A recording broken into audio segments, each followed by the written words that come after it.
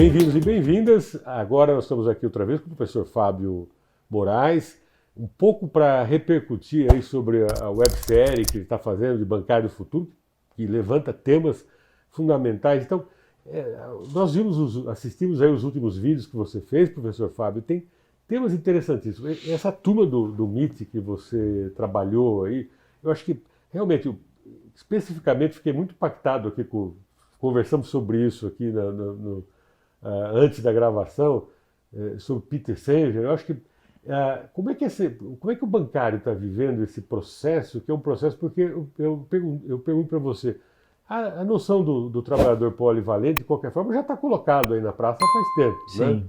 Mas, de fato, você levantou uma questão, e esse conjunto são princípios, eu não sei exatamente como cientificamente eu trataria essa abordagem aí do Peter Senge.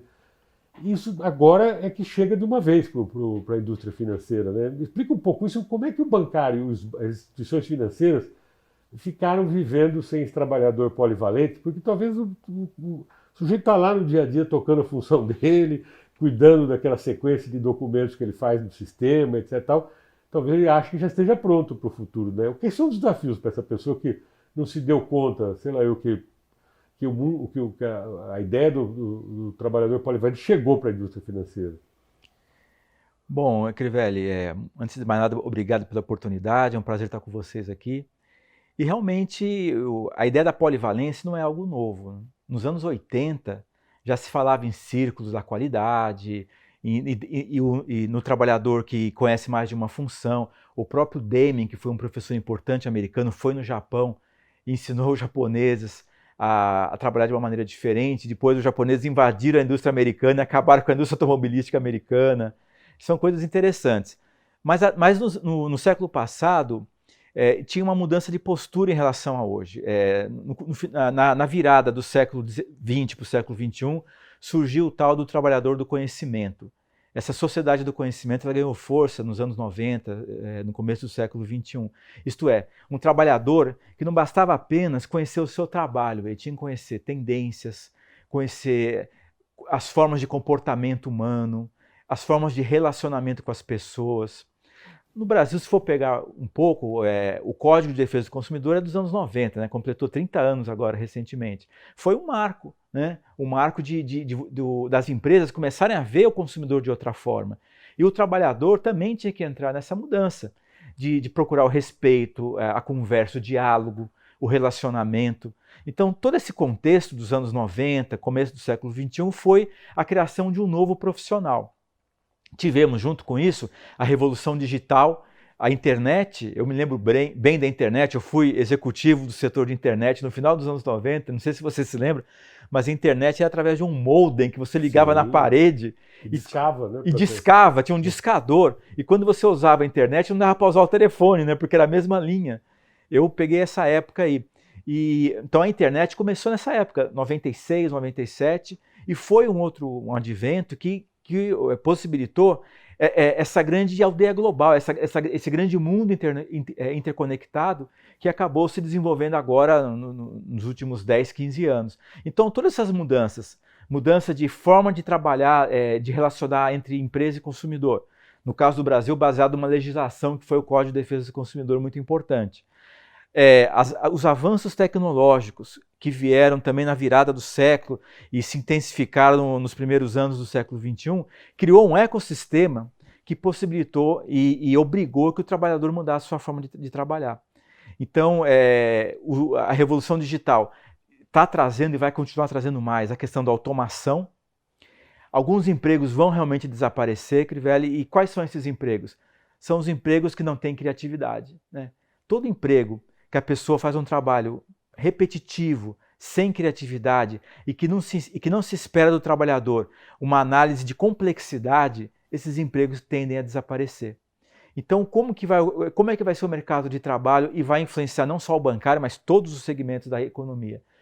Vai se exigir um trabalhador criativo, que sabe trabalhar cada vez mais aspectos de complexidade. O que é um aspecto de complexidade? Atender um cliente é algo complexo, porque envolve conhecer tecnologia, conhecer relacionamento, conhecer comportamento, entender profundamente do produto que você está vendendo. Imagine um profissional de banco, ele tem que conhecer profundamente todas as linhas de produtos de crédito, todas as linhas de produto de investimento. Então isso é complexo. Uma máquina não vai conseguir fazer isso. Uma máquina não vai entender de relacionamento. A máquina não vai conseguir enxergar no olho do cliente e falar, olha, o cliente não está gostando do que eu estou falando. E a máquina não vai construir relações de empatia com o cliente. Nunca. Né? Que é um tema que está colocado nas relações de trabalho. Então, esse mundo complexo é o mundo do trabalhador do século XXI. Por outro lado, ficar digitando, ficar fazendo relatório, isso tudo você automatiza com rapidez. Então, aquele bancário que quer pensar na sua carreira no futuro, e vai ter muito espaço, porque felizmente as coisas mudam e você acaba com alguns empregos, mas faz surgir outros, ele vai ter que ser esse trabalhador do futuro, esse trabalhador que consegue trabalhar nesse mundo de alta complexidade. Que habilidades você acha que hoje não são exigidas desse trabalhador e que ele teria que desenvolver? Aí, focando um pouco mais, acho que todo mundo está entendendo a complexidade, que é isso, os desafios todos, mas que habilidades podem ser pessoais, individuais, podem ser desenvolvidas ou devem ser desenvolvidas para enfrentar essa mudança toda? Enfim, bom, você pode indicar algum caminho, também, inclusive para formação para isso. Né? Essa sua pergunta de quais habilidades devem ser trabalhadas vai ser objeto de vários vídeos que nós iremos fazer. Fizemos um inicialmente agora, foi uma introdução, e eu vou falar um pouco da introdução até para não queimar, né, a surpresa que virá pela frente, mas a gente vai falar muito disso, de habilidades, de competências, de formas de trabalho, mas eu vou citar o Peter Senge, que eu usei no vídeo inicial que nós gravamos. Peter Senge é um professor do MIT, uma das universidades mais importantes dos Estados Unidos, existem pessoas muito importantes que vieram de lá, e ele criou um livro no final do século passado, mas que é muito atual ainda, que é a Quinta Disciplina, no qual ele elenca 5 grandes disciplinas que serão fundamentais para esse trabalhador do conhecimento. Né? A primeira das 5 disciplinas é a visão sistêmica, isto é, o trabalhador tem que entender que o seu trabalho faz parte de um grande sistema, um grande organismo vivo. Por exemplo, se o cliente tiver um problema no seu cartão, isso vai influenciar em toda a cadeia produtiva, em todo o relacionamento do cliente com a organização financeira. Então, é uma visão sistêmica, tudo está ligado com tudo, mas tudo está interconectado. Essa é a primeira disciplina do Peter Senge. A segunda disciplina que ele fala que é importante para o trabalhador do futuro é que ele tenha o domínio pessoal sobre o seu trabalho. Isto é, que ele tenha proficiência sobre todas as competências, as habilidades, a formação acadêmica que é necessária para que ele exerça sua função. Então, Crivelli, não dá mais para esperar que a organização diga para o trabalhador, olha, você tem que fazer tal curso, você tem que se especializar em tal coisa. A organização não vai mais fazer isso. Ele tem que saber no que ele tem que se especializar e ir atrás e procurar. Porque hoje você tem na internet milhares de programas, até muitos deles gratuitos, que você pode acessar. Os grandes bancos têm universidades corporativas com conteúdos fantásticos lá que estão à disposição dele. Não dá para esperar o gerente bater no ombro dele e falar, você já fez aquele curso? Não dá mais. Ele tem que ter o domínio pessoal, ele tem que ir lá e buscar. Essa é a segunda disciplina que o Peter Senge fala.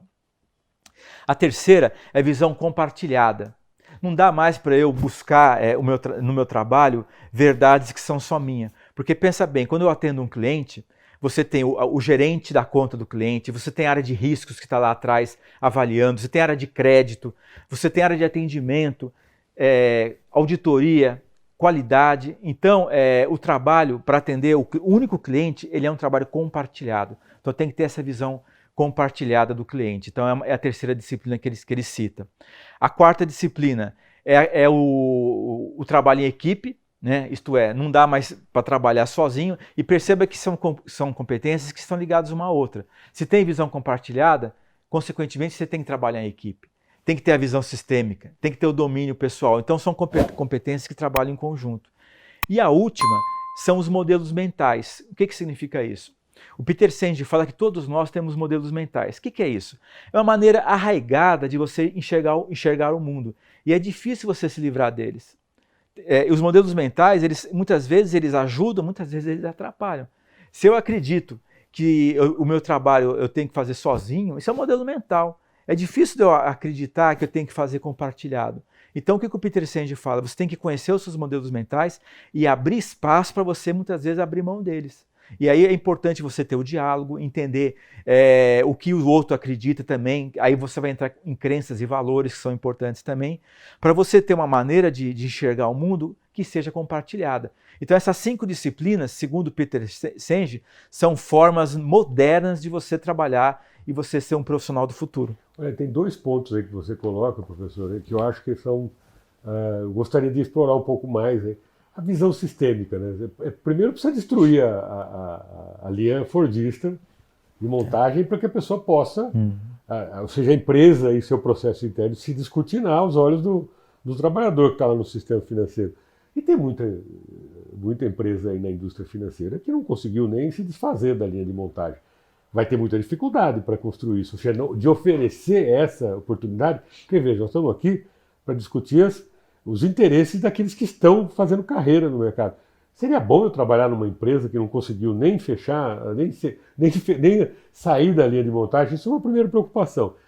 Os modelos mentais, isso eu fico pensando o seguinte, nessa primeira onda de mudanças que a gente fez aí, no processo de mudança da linha de montagem, o conceito de gestão por competência, de certa maneira, leva a pessoa muito ao individualismo, a ter eu mesmo tenho essa visão, você me corrija se eu estiver errado, há um jogo dentro da organização individual.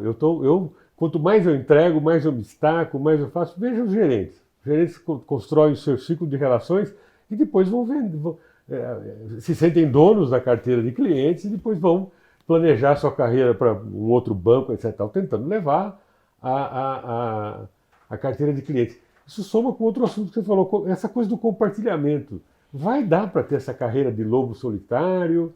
Como é que eu vou enfrentar o mercado? Se tem muitos gerentes que vão nos assistir aqui, como é que é essa história do compartilhamento? O gerente vai continuar sendo um lobo solitário que acha que é dono da carteira de clientes? Vale a pena fazer carreira, só para fechar a pergunta, e fazer carreira num banco que não conseguiu nem se libertar da linha de montagem? Não, acho que as coisas estão mudando muito rapidamente, Crivelli. Não bastasse a revolução digital que começou há alguns anos, que obrigou que os sistemas fossem mais compartilhados, o profissional que o banco recebe hoje, esse estagiário que está entrando, esse trainee, ele já tem uma cabeça diferente. Eu diria para você que os nossos filhos, eles nasceram frutos de pais democráticos, porque os nossos pais eram autoritários. Então, olha como é que funciona a construção do modelo mental.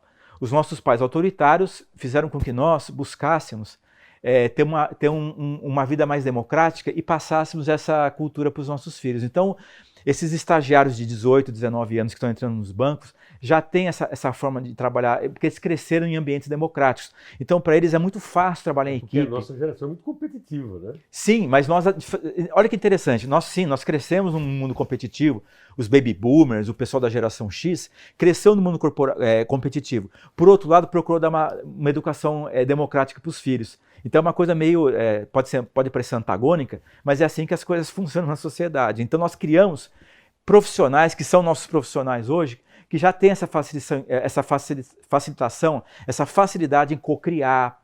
O que é o design thinking, que você fala tanto em design thinking hoje? É uma mesa com um monte de gente, com um monte de post-it, escrevendo, colocando na parede, trazendo para cá, mudando para lá. Isso é trabalho compartilhado. Eles cresceram assim. E esse gerente que você falou, tal do lobo solitário, eu percebo que ele também está mudando, porque não tem opção. O cliente dele de 20 e poucos anos já pensa assim. O seu funcionário de 20 e poucos anos já pensa assim. Na casa dele, o filho dele já pensa assim. Então, se ele não se adaptar, ele vai ficar falando sozinho.